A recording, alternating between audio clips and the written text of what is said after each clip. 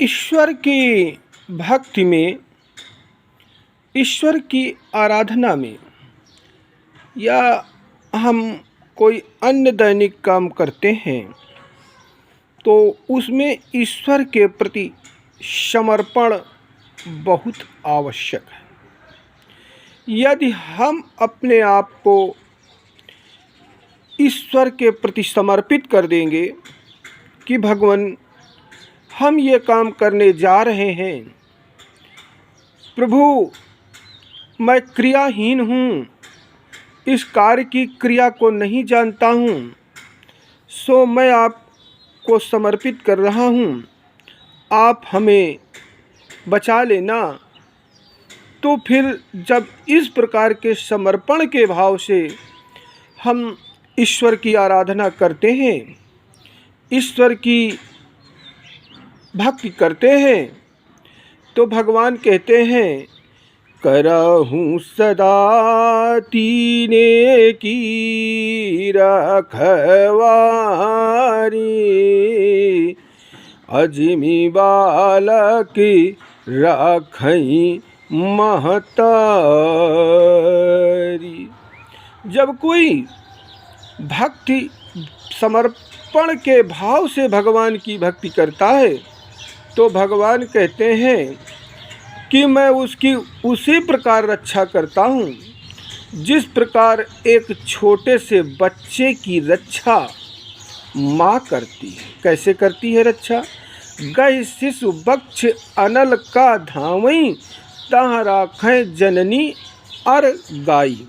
जब छोटा सा बच्चा होता है, साल 6 महीने का, 9 महीने का, 10 महीने का, तब वो नहीं जानता कि आग को उठाने का क्या हानि हो सकती है, सांप को पकड़ने से क्या हानि हो सकती है। और जब वो जलती हुई दीपक की लौ को देखता है तो उसको पकड़ने के लिए दौड़ता है, तहाँ राखई जननी अरगाई, तो माता उसको अलग करती है, बचा लेती है। उसी प्रकार जब कोई भक्त समर्पण के भाव से मेरी आराधना करता है, मेरी पूजा करता है, तो भगवान कहते हैं कि मैं उसकी उसी प्रकार रक्षा करता हूँ जिस प्रकार एक माता छोटे से बच्चे की रक्षा करती है। जब हम अपने आप को भगवान पर समर्पित कर देंगे, अपने दैनिक कार्यों को भगवान पर समर्पित कर देंगे, तब जो है उन सब की रक्षा की जिम्मेदारी भगवान पर हो जाएगी। बालिका कितना अच्छा उदाहरण है रामचरितमानस पर।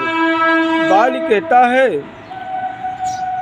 प्रभु अब नाथ कर करुणा बिलोकहु, देवहु जो बर मांगहूँ, जो ही जौन जन्महु, कर्मवश श्री रघुनाथ पद अनुरागहूँ। यह तनय मम सम विनय वल कल्याण प्रद प्रभु कीजिए, अगहि बाह सुर नर नाह आपन दास अंगद कीजिए। मरते वक्त उसकी बुद्धि कितनी निश्चल थी, उसने अंगद का, अपने पुत्र का हाथ भगवान श्री राम के हाथ में पकड़ाते हुए कहा कि भगवान यह मेरा पुत्र है और बुद्धि बल में मेरे ही बराबर है, इसका आप कल्याण करें और इसकी बाह गहकर हे सुर नर के स्वामी इसको अभय दान कीजिए।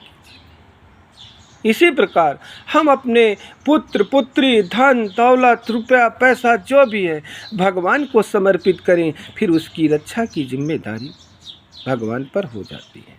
तमाम उदाहरण है वैदिक धर्मशास्त्रों में। विश्वामित्र जी का उदाहरण आया। विश्वामित्र जी घोर तप कर रहे थे, तप से देदीप्यमान हो रहे थे। अच्छा, एक बात यहाँ ये विचारणी आ जाती है कि जब कोई व्यक्ति भक्ति करता है तो देवता उसकी भक्ति में बाधा डालते हैं।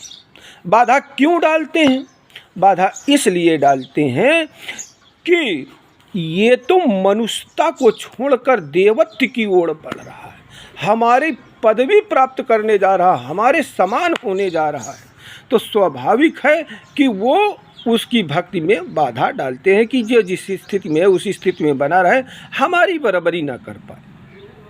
तो विश्वामित्र जी ऋषि तपस्या कर रहे थे, तपस्या से दे दीपमान हो रहे थे। उनकी तपस्या से घबरा करके देवता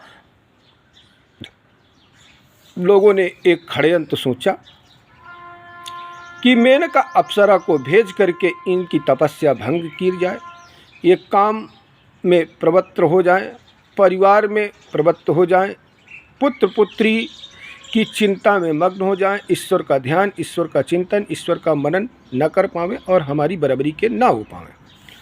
अब इधर विश्वामित्र ने अपने आप को भगवान के आश्रित नहीं किया था, ईश्वर के आश्रित नहीं किया था, अपने भरोसे पर तपस्या कर रहे थे, अभिमान लेकर के तपस्या कर रहे थे। मैं ब्रह्म का पद प्राप्त करूंगा, ब्रह्म ऋषि का पद प्राप्त करूंगा, वशिष्ठ को पीछे पछेड़ूंगा। और उन्होंने भगवान का आश्रय नहीं लिया। मेनका आई, विश्वामित्र जी की आँख खुली, फिर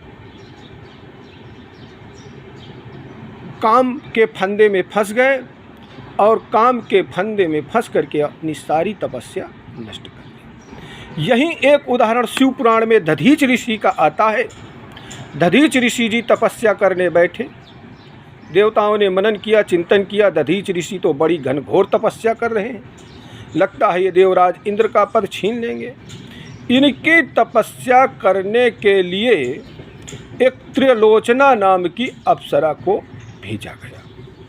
त्रिलोचना नामक अप्सरा आई, उसने अपने सौंदर्य से जहाँ दधीच ऋषि जी तपस्या कर रहे थे वहाँ के वातावरण को सुगंधित कर दिया। शीतल मंद सुगंध हवा में चलने लगी और वो अप्सरा थिरक थिरक करके नाचने लगी। अब दधीच ऋषि की समाधि टूट रही थी, धीरे धीरे आंखें खुल रही थीं। देखा त्रिलोचना नाम की अप्सरा दधीच ऋषि के चरणों पर एक अंजलि पुष्प समर्पित करके बोली, हे तपोधन, मैं आपके चरणों में निवेदन करती। और ऐसा कह कर के थिरक थिरक कर नाचने लगी।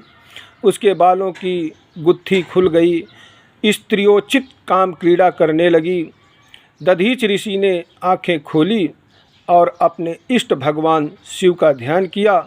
बोले, भगवान, मुझ पे इतनी शक्ति नहीं है कि मैं काम के फंदे से निकल जाऊं, मेरा मन बेबस हो रहा है।